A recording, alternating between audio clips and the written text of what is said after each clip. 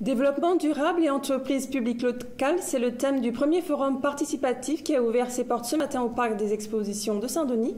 Son objectif, débattre autour de la question du vivre et se déplacer dans la ville de demain, à l'horizon 2049. 5 grands témoins donneront leur vision de la ville de demain, architectes, anthropologues, directeurs de SEM, experts des politiques publiques et des questions climatiques.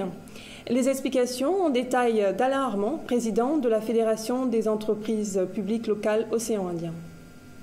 C'est un moment d'échange et de confrontation sur le développement durable, essentiellement sur 2 sujets importants, comment se déplacer demain et où vivre et comment vivre demain. Alors, pour ne pas faire un colloque classique, on est en forum participatif où il s'agira de faire en sorte que des grands experts, entre guillemets, des spécialistes des SEM, techniciens et élus, mais aussi le grand public, puissent échanger, confronter leurs idées sans se mettre de barrières.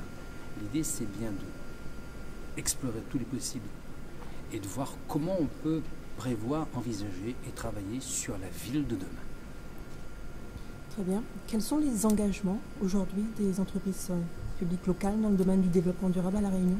Ça ne se sait pas, mais les entreprises publiques locales, ce sont les entreprises qui transportent les Réunionnais, qui construisent des logements sociaux, qui aménagent le territoire, qui gèrent pour le compte des collectivités locales des espaces publics. Donc on ne occupe la vie de tous les jours des Réunionnais et des Réunionnaises. Et on n'a pas toujours le souci du développement durable. Donc comment faire en sorte d'être au service des publics, comment faire en sorte d'être de bons outils et en même temps avoir en perspective cette obligation de travailler pour le développement durable.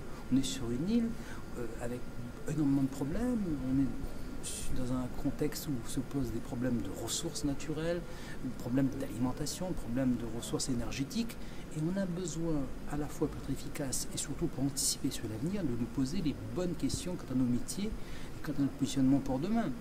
Et le faire dans son coin tout seul, c'est pas bon. On a trouvé extrêmement porteur de pouvoir réfléchir à ces questions ensemble des citoyens et ensemble des experts pour arriver effectivement à ce que se réfléchir ensemble, nous puisse demain décider ensemble de la ville, de la vie que l'on veut pour nous et pour nos enfants. Très bien, donc sur 2 jours, ce forum va se dérouler sur 2 jours. Sur 2 jours. Quels sont les axes prioritaires qui vont être développés? Les réflexions Alors, il y en a en fait 4, voire 5.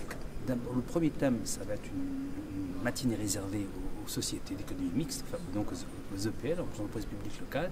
Ils vont pouvoir faire le bilan de leur action, voir ce qu'ils prévoient à court terme et comment ils se projettent à très long terme sur le thème du développement durable. D'une part, c'est ce matin. Aujourd'hui et demain, on va pouvoir travailler sur 4 thèmes essentiels. Le premier, c'est l'insularité et tout ce qui relève de l'autonomie par rapport lié à l'île, l'autonomie énergétique, l'autonomie alimentaire, etc. Le deuxième thème va concerner la mobilité. Comment se déplacer demain? Par quels moyens? Est-ce que c'est les gens qui bougent ou c'est le transport qui doit s'adapter? Enfin, je ne vais pas développer maintenant, ce serait bien trop long. Le troisième thème, c'est le cadre de vie.